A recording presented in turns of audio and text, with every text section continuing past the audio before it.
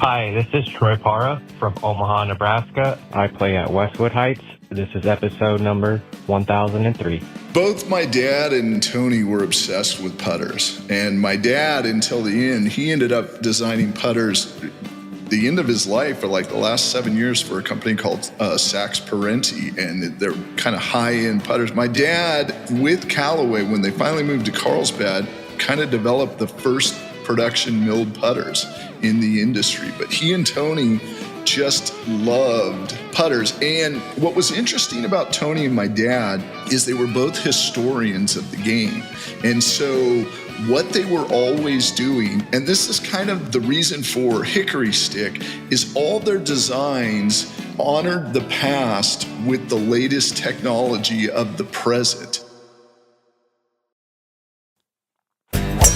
Tony Manzoni and Gene Parente's father grew up playing golf together, then started Callaway. This is Golf Smarter, sharing stories, tips, and insights from great golf minds to help you lower your score and raise your golf IQ.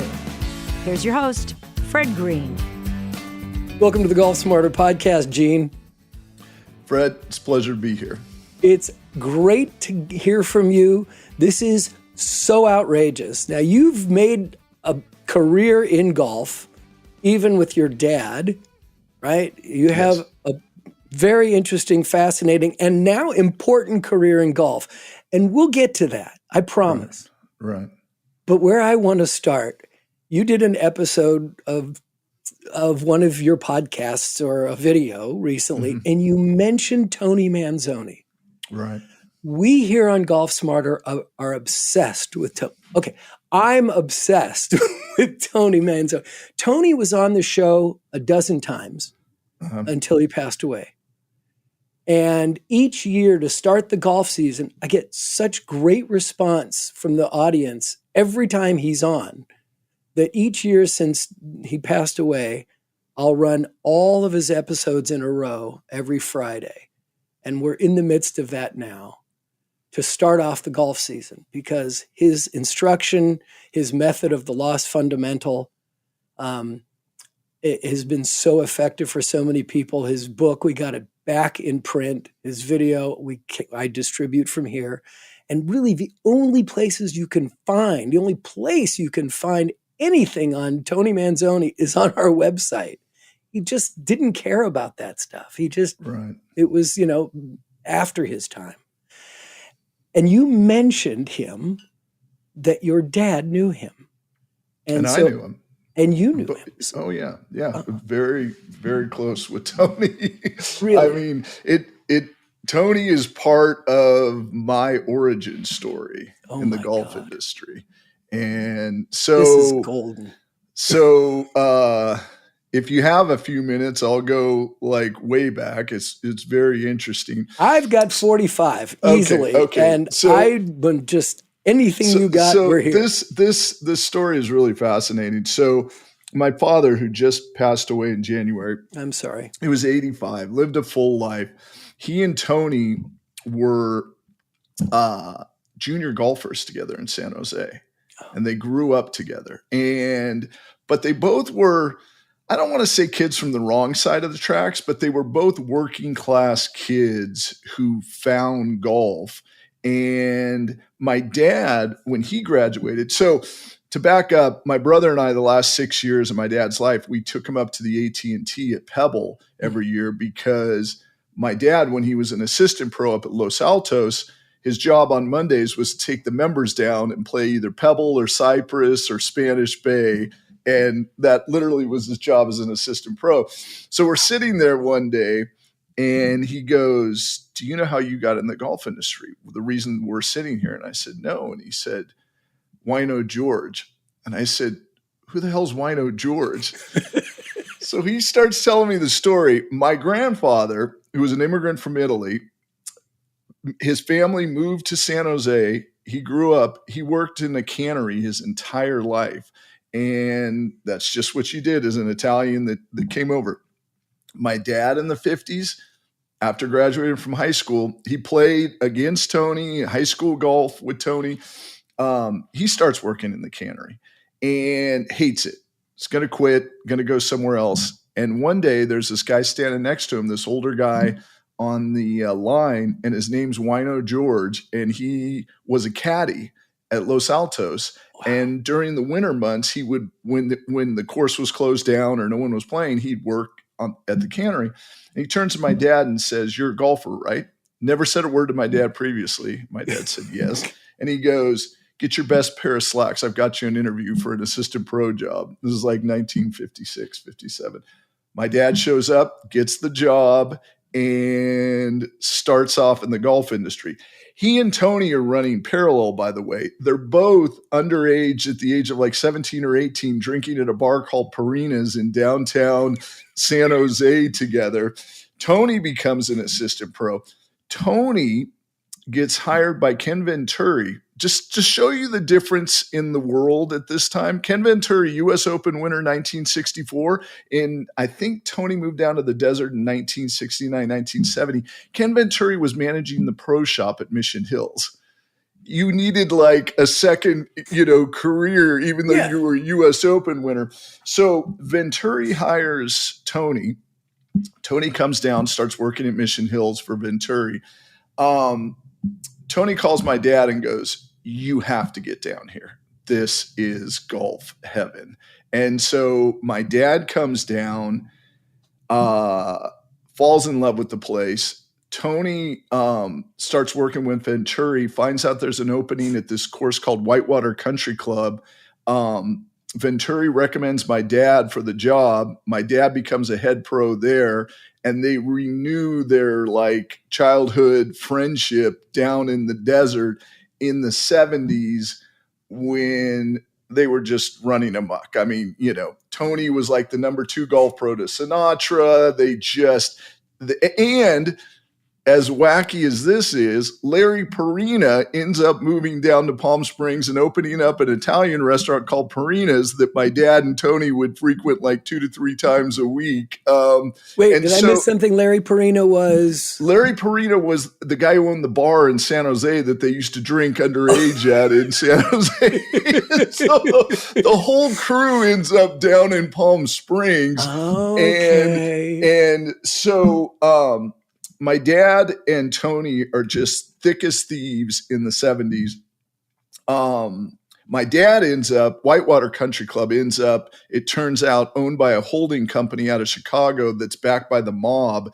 And like Mayor Daley would come a couple times a year.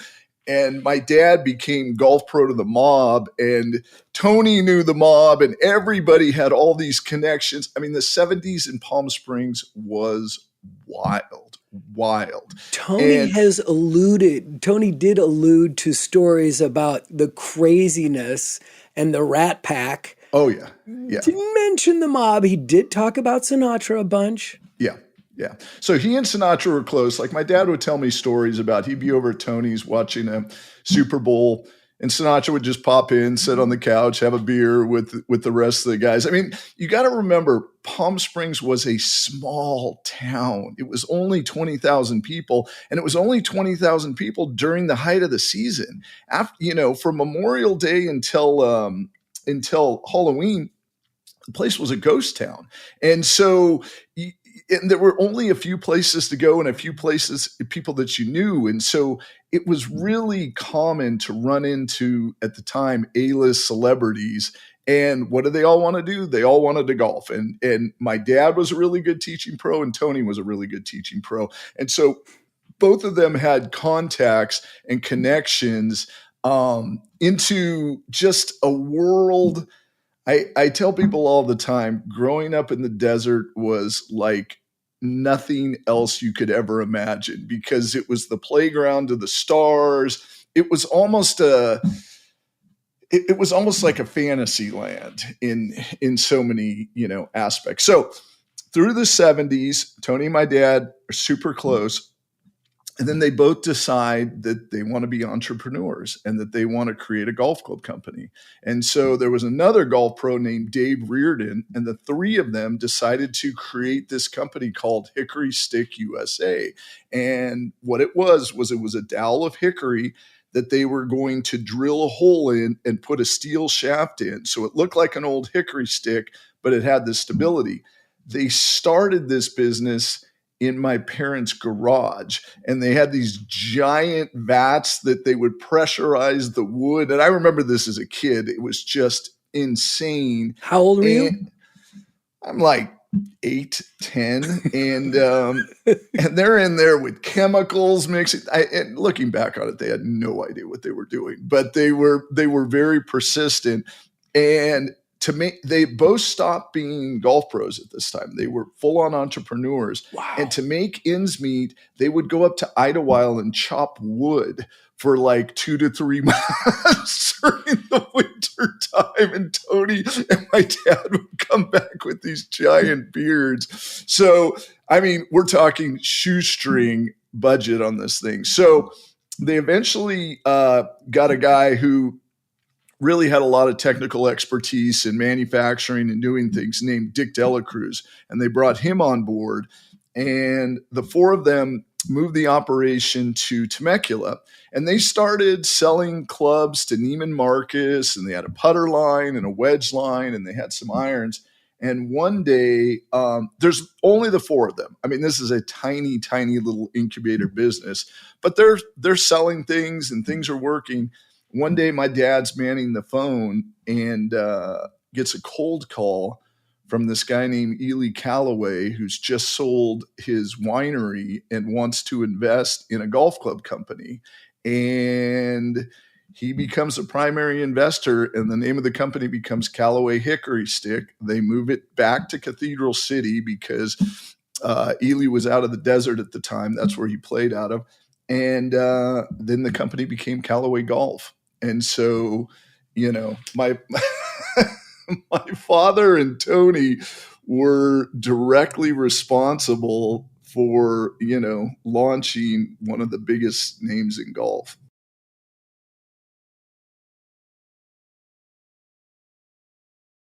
If I remember, Tony told the story of, and he mentioned your dad, but he talked about how Ely Callaway made the call. And when he first pitched Callaway, Tony said, he was like, yeah, not interested. He didn't want to do it.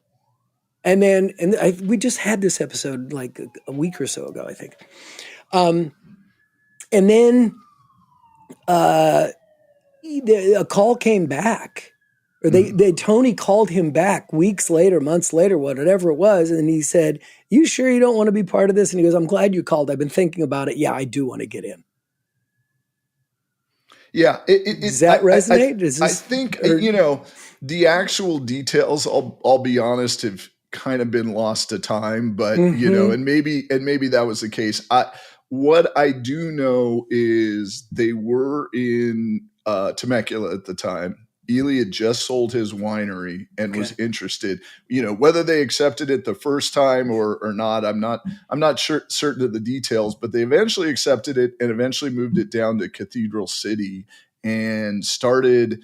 And it stayed as Hickory Stick because I actually worked there for about 2 years in high school. Okay. And then it kind of evolved from there into a kind of a full-blown golf club company. My dad and Tony were responsible for the S2H2, which was a short hosel and a transfer of weight, and designed milled putters together. And yeah, they went from two kind of haywire junior golfers in San Jose to starting a company that would end up becoming the biggest company in golf.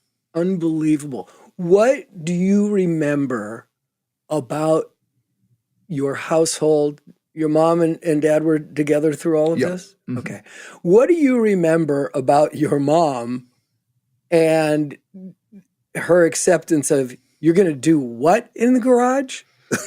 Was there a lot of toe tapping going on? Okay, you're done and you're ready to get back to work now. Yeah, you're not bringing any money. It was a little stressful at times. I mean, you know, it was. So both Tony and my dad were dreamers. They were just total dreamers, but I don't think either of them necessarily was a good blocker or tackler. So they had this giant vision, but how to enact it was a challenge. And that's why they ended up bringing Dick Delacruz in, who Dick ended up going to Founders and Olimar, and he's kind of an industry legend as well. And then when Ely came in, what Ely brought was kind of, a business structure. He had been a CEO at, I think it was Burlington Northern or some textile, giant. And so he brought in, kind of a corporate structure in which Tony and my dad could work within, and allowed them to, kind of design without having to worry so much about the blocking and, tackling aspects of the business. Yeah, creating the business itself. Yep, exactly. And so at what point did Tony never gave us the full story, but he did say, maybe I partied a little too hard during those years and my game kind of fell apart. Maybe it was just dreams of playing professionally on the tour, and got railroaded by the party happening in Palm Springs with your dad. What? I can tell you there was some excess going on in the desert in the 70s, without a doubt, and didn't quite learn about that until I was older. But oh, really? Well, how did you hear stories about that? Well, you grow up and you start having more frank conversations with your parents about things, and like I said, it was a really, really weird place to grow up, because on the weekends, sometimes it could be Sodom and Gomorrah. And during the week, it was like small town USA. There was nothing going on. And then on the weekends, everybody would come down and it would be their playground. So you saw a lot of interesting stuff. And yet it was a small town as well. I mean, a very, very small town. So it was and those guys, my dad and Tony, they had access to everything because they were golf pros and they were in that, that world. And so, I could definitely see a loss of focus because, and it was like my father tried to make it, on the Canadian tour. And I remember he made a fatal mistake. He decided to combine trying to make it one summer on the Canadian tour with a family vacation. And so he put us all, my brother and I and my mom, in a van, and we drove across Canada, and he'd be trying to do Monday morning qualifiers, with the family in tow. And it was just. How old were you at the time? I was like 7 or 8. And so what years are we talking about? Oh, this is like 1974, 75. Wow. This is a really funny story. Please. So about 20 years later, maybe even 30 years later. Yeah, maybe 30 years later, I was talking to him and I said, hey, Dad, did you ever meet Mo Norman?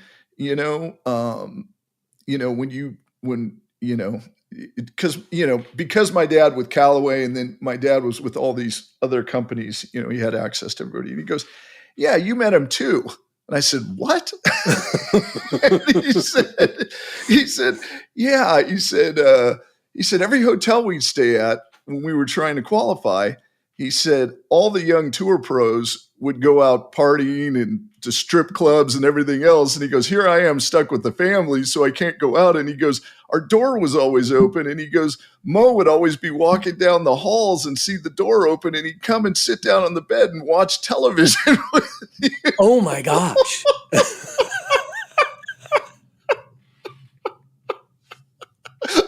Something that I have zero memory of. Oh, really? And I'm like, that's kind of fascinating and disturbing at the same time. But yeah, golf was a different animal back then. It was, I often say, like, when I got started in the business, and this is after Tony and my dad had left Callaway Callaway was a $4 million a year company when I started in the business. Cobra was bigger at $6 million a year. They were tiny little cottage industry companies here in Carlsbad or in San Diego. It wasn't until kind of the early 90s when the Big Bertha took off, and then all of a sudden there was this infusion of technology that golf really exploded. But for the most part, and the interesting thing is kind of during this heyday that my dad and Tony got started, the big companies in the industry were Wilson, Spalding, and McGregor, and Titleist. Titleist has still been around, but Wilson is kind of around. They're still holding, but Spalding and McGregor, long gone. So completely different landscape than what it is today.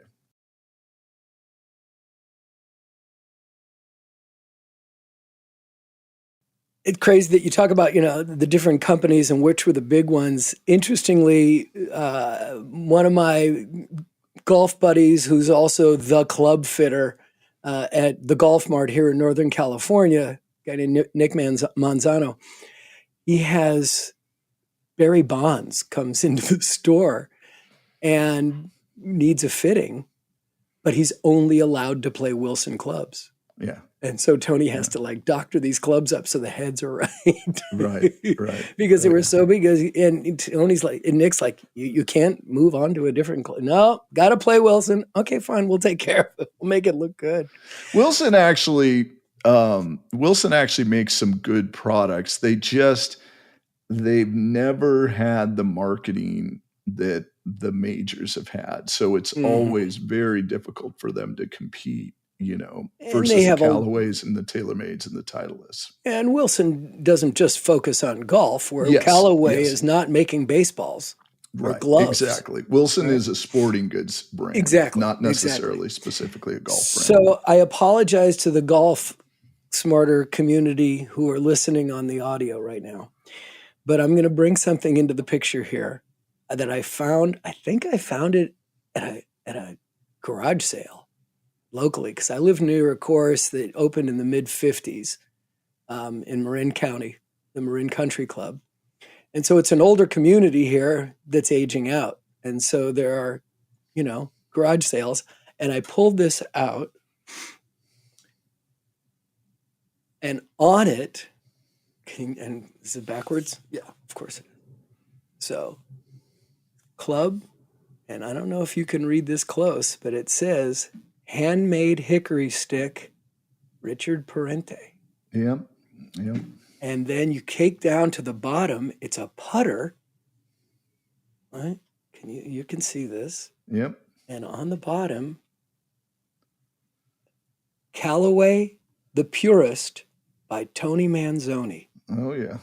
I Hickory remember stick that putter. USA. Yeah. And it's in primo condition. It's gorgeous. Yeah. Tell me about this club. I don't know anything about it other than Tony's name. And when I saw his name, like, okay, I have to have that. So both my dad and Tony were obsessed with putters. And my dad, until the end, he ended up designing putters the end of his life for like the last 7 years for a company called Sachs Parente. And they're kind of high-end putters. My dad, with Callaway, when they finally moved to Carlsbad, kind of developed the first production milled putters in the industry. But he and Tony just loved putters. And what was interesting about Tony and my dad is they were both historians of the game. And so what they were always doing, and this is kind of the reason for Hickory Stick, is all their designs honored the past with the latest technology of the present. So they had a real fundamental understanding of how the game had progressed from an equipment evolution standpoint. And there were shapes that they really loved. And then they would try to take modern manufacturing techniques to improve upon those to create higher MOI or better balance point or kind of focusing the center of gravity to maximize the performance characteristics while retaining the classic shapes that they had both grown up with and had both been influenced by, looking back, prior to their time in the golf industry. Interesting. So is this club, is this a rare find? It's not like you looked at it and went, whoa, you didn't seem all that excited about seeing this club. I've seen every single one of those, but there's not many out there, to be honest with you. And it is, what's interesting about it is, a lot of people know Callaway Golf.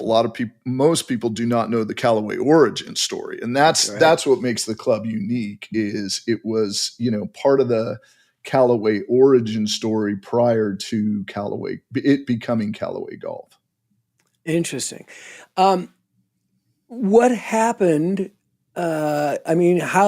At what point when Tony went over to the College of the Desert and started this golf management program, right, and coaching the team and led them to 29 regional championships and a national championship. He had an amazing career as a coach. And again, every time he came on the show and just talked about his method of the lost fundamental of being on your left side, rotating from your left side, and you doing a body swing instead of an arm swing. At that point, where was your dad? And their relationship? So they kind of split past. My dad stayed in San Diego, and he started after he left Callaway. He started working with Founders Club, which was developed by Gary Adams, who started TaylorMade, and then he started a company called Goldwyn Golf that was backed by the shoe company out of Japan. And then he designed for various companies, but he basically stayed in the golf industry, whereas Tony decided that his passion was teaching and he went out to COD. But I can tell you, my dad talked to Tony like a week before he passed, and, they stayed in touch. Tony would send him kind of manuscripts of his books, and my dad would share with me. Tony would reach out. I didn't talk to Tony as frequently as my dad did, but whenever Tony had somebody that was, trying to get into the industry or needed something to test, he'd give me a call and say, hey, can you help this guy out? And I was always obliging. And so both of us, my dad obviously had a much closer relationship than I did, but, Tony was someone that I knew from, 4 or 5, and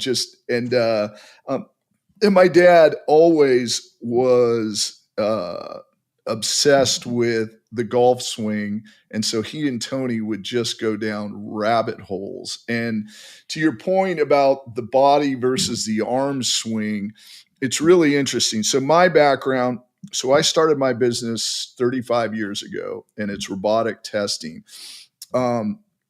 I developed a robot that the robot at the time that I started was the Byron. And I developed this machine, the Golf Laboratories robot. It replaced and I must say, Byron is probably one of the most famous golfers in the world. Yes. You put names out there. Everyone's which by the way, it was a total misnomer. It wasn't Byron Nelson's swing. How'd the name happen? Someone came up with the name Byron, and it was just too difficult to, and Byron Nelson's not going to say anything because it looks good, but no, it was an air-driven machine. It had a linkage system. It just had one swing. You couldn't duplicate different types of swings, but it was revolutionary at the time. It was designed in the 60s. I came along in the early 90s, and but to give you an idea, I think there were like 12 Byrons out there, used by the top companies. I started, I was very fortunate when I started my business in 1990, as drivers were made out of persimmon, golf balls were made out of, balata material and wound. There was no graphite. And in the 5-10 years of the 90s, with the Cold War ending, all of this new technology came into the game. and they needed to quantify it. And suddenly my little business became kind of an avenue or a conduit to test this. And I started in the industry. My dad found a robot. It wasn't a robot. It was a machine that Titleist had that was powered by a garage door spring. And this garage door spring would pull back and a cam would release a flywheel and the thing would spin around like a death trap after it hit a golf ball. But it worked and it was consistent. And believe it or not, I tested the first Big Bertha on it with Callaway. They were a client of mine in Cobra, but I would get criticism of my machine, both good and bad. And so in like 1992, I decided to build my own robot, the Golf Laboratories robot, which I went with the total utilitarian name because you can't come up to beat Iron Byron. But we ended up replacing every Iron Byron, and we've sold 55 machines worldwide. They're used by every major manufacturer, the USGA, the RNA. We've developed testing standards for everyone in the industry. And we, now are producing media-based information.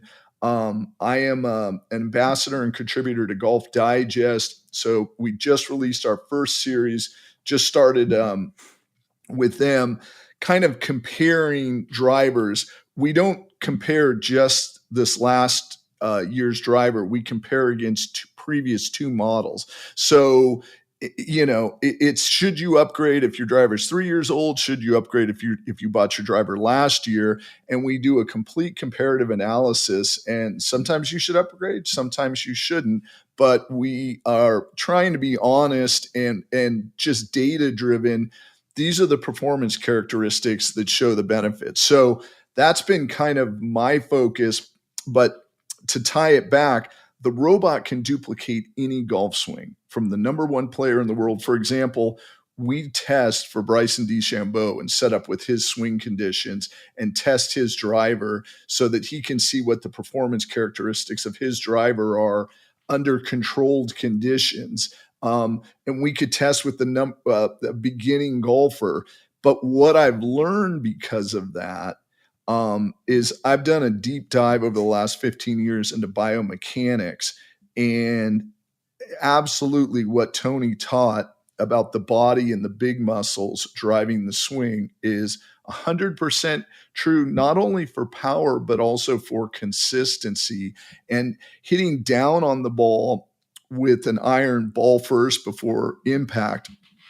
That, in my parlance, is called angle of attack. And what angle of attack does is angle of attack allows you to, with irons, lower your launch angle and increase your spin. And it allows the ball to be more flighted as it goes through the air, as opposed to golf balls that go up high and land. Interestingly enough, you end up with very similar descent angles, say with a 5-iron or 7-iron, but by hitting down on the ball and having a negative angle of attack, you create more spin, you cut through the wind better so you can control the ball more consistently. And then when the ball lands, it has more stopping power because it has a higher spin rate than using the actual loft of the club to generate the same launch angle and similar peak trajectories.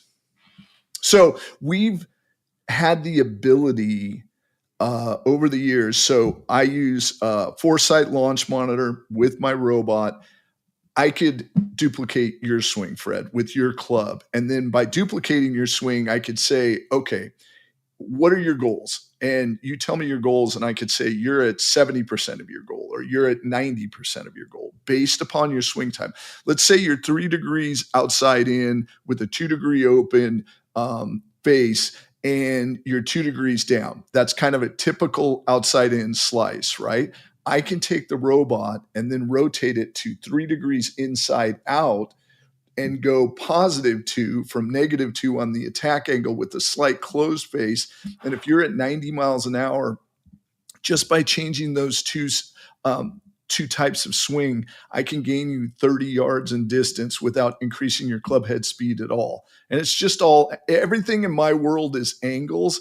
And so, someone like Tony and writing this book, I would listen to his explanations, and then my brain would take that and do math on that and say, okay, this is what he's describing. Let's replicate that. And then in my world, everything's quantifiable because of a launch monitor. And if I know what your path is, what your angle of attack is, what your impact point is, and what your face angle is, I can absolutely tell you where the golf ball is going and what the shot shape is going to be of the golf ball. And from there, I can tell you what your efficiency is based on your kind of goals as a player. And then I can adjust the robot to different types of swings and say, okay, if you change X, Y, and Z, you can get an extra potentially 8 yards or 10 yards in distance.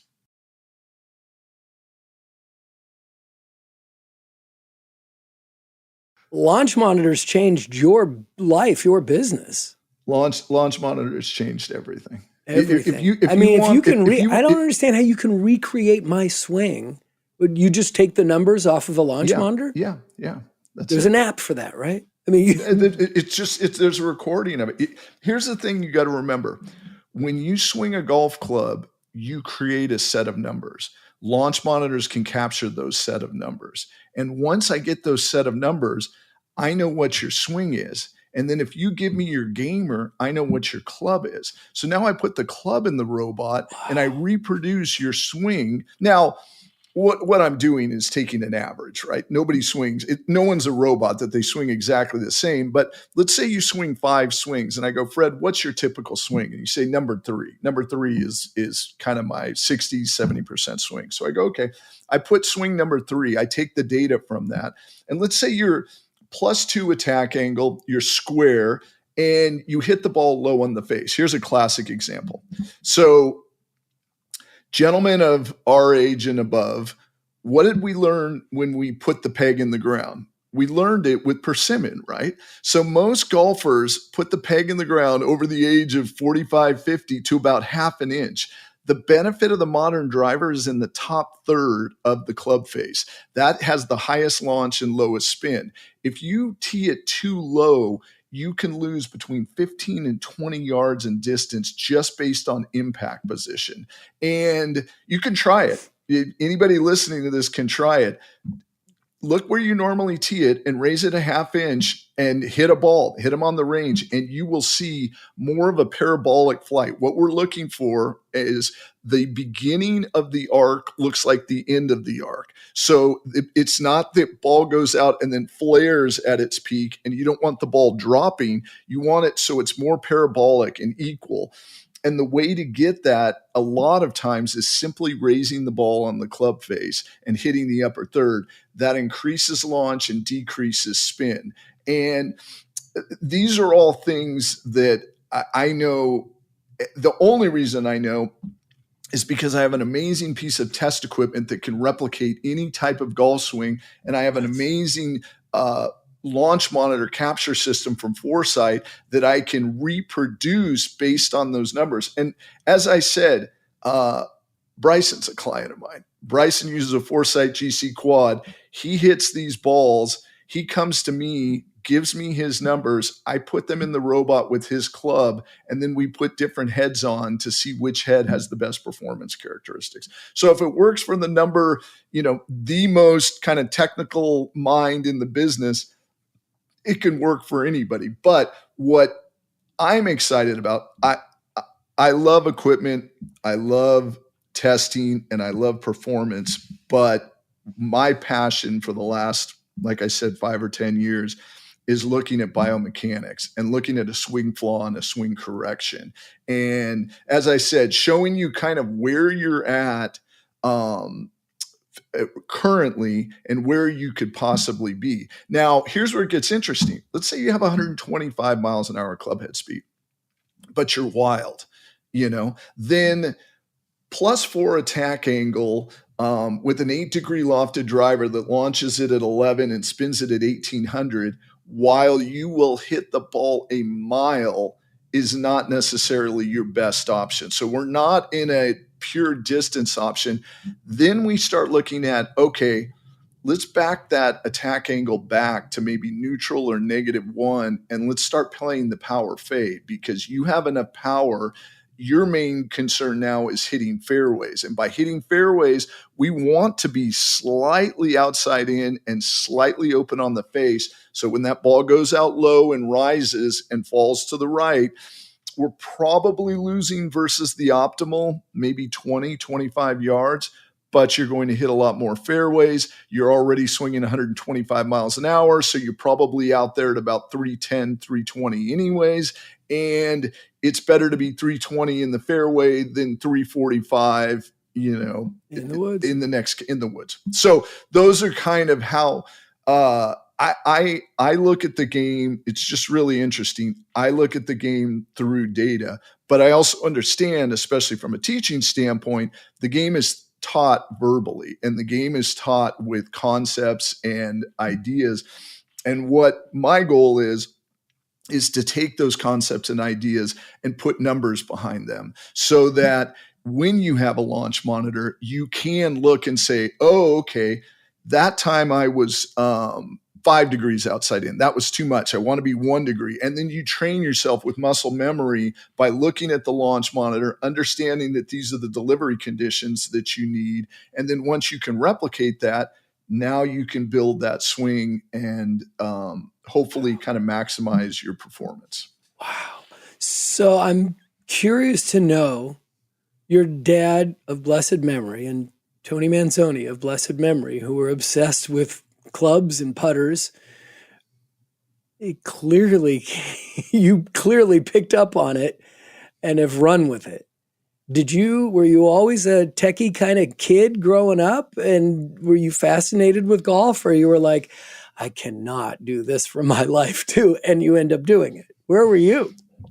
Sometimes life is a sick joke. But what's the punchline? I grew up in the 70s as on the wrong side of the country club, in the cart barn and picking up balls on the driving range. And I hated golf, just hated it. Wow. And the reason I hated it was, in the 70s, unless you were a really good golfer, the only people who played golf were asthmatics or kids with heart conditions. Like, it was like, because everyone else was playing basketball, football, baseball, exactly. Or you were a country club kid, and I wasn't a country club kid. I was the son of a golf pro, and so I was on the working side of the business, and it didn't appeal to me in the physicality that I had towards sports at the time. So, and it was also, to be perfectly frank, it was work. Every time I'd go to the course, I would hit balls. I would hit balls with my dad, but I didn't enjoy it because everything I associated was with work. So I go off to school. I go off to UCLA. I want to be a diplomat. That's my goal. So I study international relations, and I graduate from UCLA, and I'm going to take a year off to study for the grad school exams. And my dad at the time, I think he had left Callaway. He was with Founders. I come down to San Diego, and he said, hey, I've got this idea for this testing company. And there's this robot, not even a robot, this machine that we can buy for $100. And he goes, I think I can spruce it up for a couple grand. What do you think? You want to give it a shot? And I'm thinking, sure, I'll do that for 6 months, until I go. And so we get this machine. He loans me a couple $1,000s. My first 2 clients, no joke, were Callaway and Cobra, because my dad had connection. And I start, and I quickly realize I don't know anything about golf. I thought I did. I didn't. I know nothing about golf testing, and I know zero about running a small business. I mean, I am dumb as a box of rocks. But what I learned was, if you throw enough hours at something, I worked 7 days a week for the first 3 or 4 years. I mean, it just nonstop, and I was like a sponge. Fortunately, a lot of other people in the industry didn't know a lot of things either. It was a cottage industry, and it was like, people would go, they'd design a golf club, and they'd go to the range, the best players, and they'd hit it and go, yeah, that looks good. And then they'd go to a foundry and they'd make it. I mean, there wasn't a lot of scientific process. And so, because I lucked out at the right time, the Cold War was ending, And there was this infusion of composites, titanium, all of these materials needed to be tested.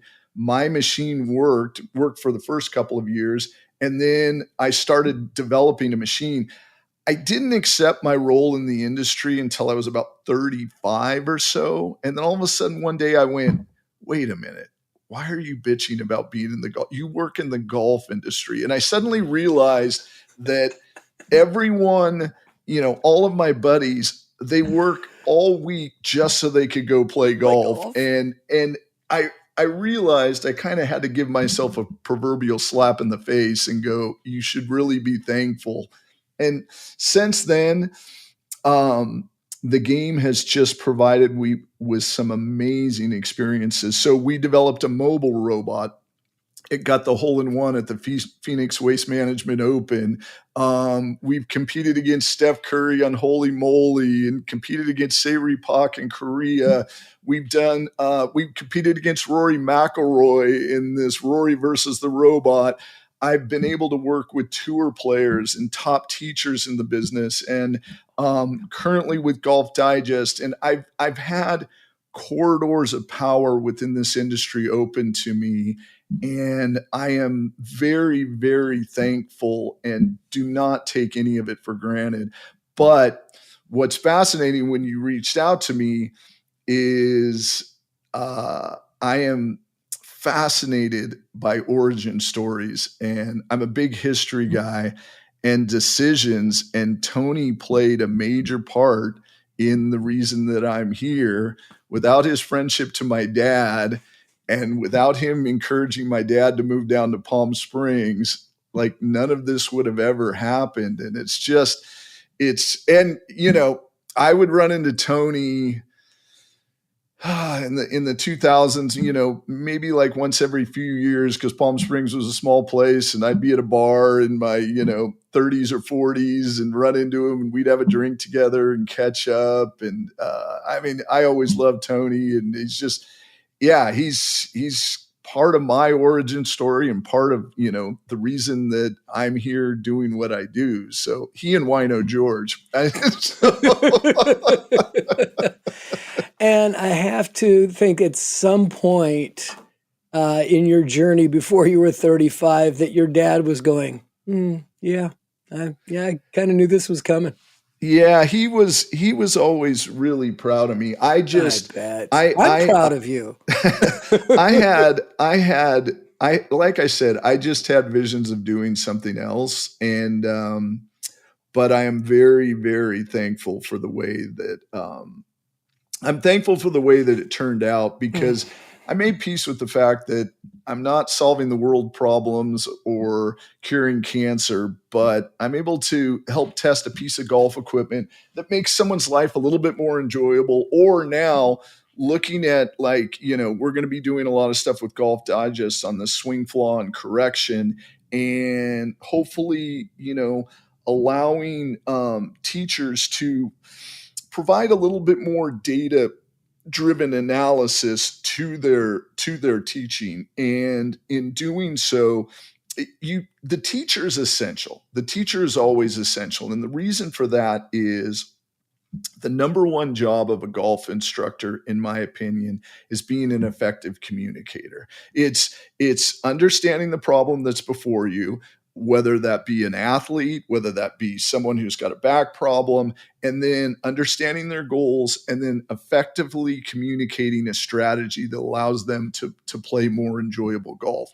What I can do is, regardless if it's an athlete or an 80-year-old, man with arthritis, I can look at their potential from what they're doing and show where they can possibly go within the limits of their biomechanics to play more enjoyable golf and more consistent golf. And what Tony talked about with the body system, 100%. I tell people that all the time, and I say, it's real simple.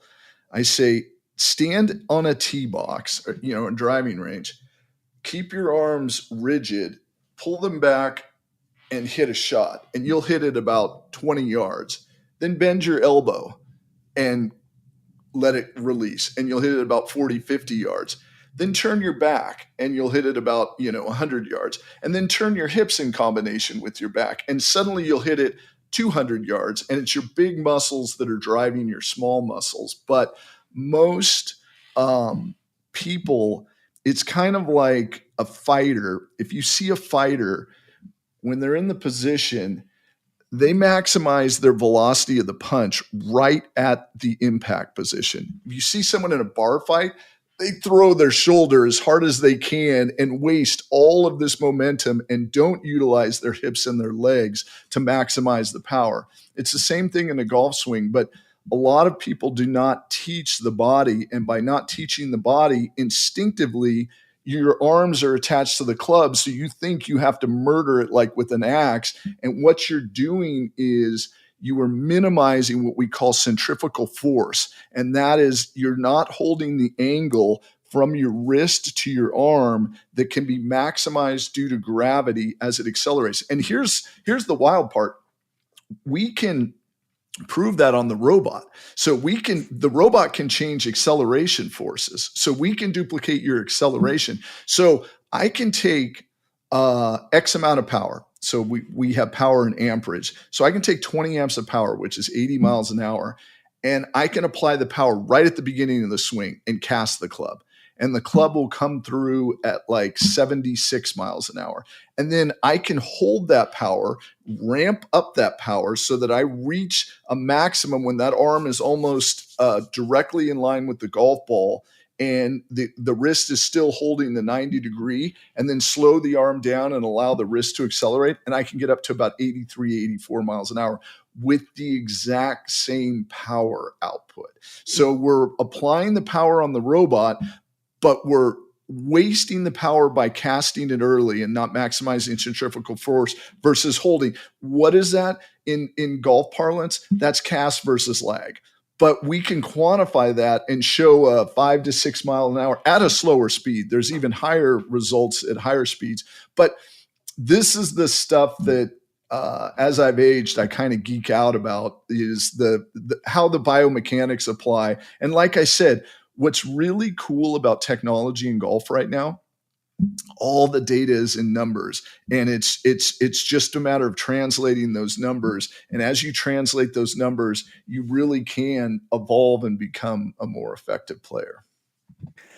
Well, I am so happy for you that you found peace in knowing that you have helped millions of people and have come up with information and have the heritage, have the genes, if I will, to contribute in a way that most people can only dream of. This has been an amazing conversation.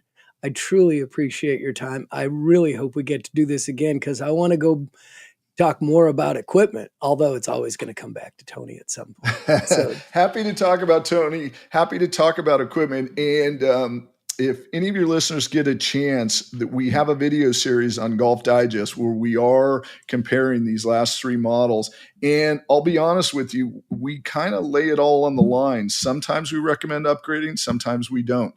And it's if you're in the market and looking to purchase equipment, I recommend checking it out.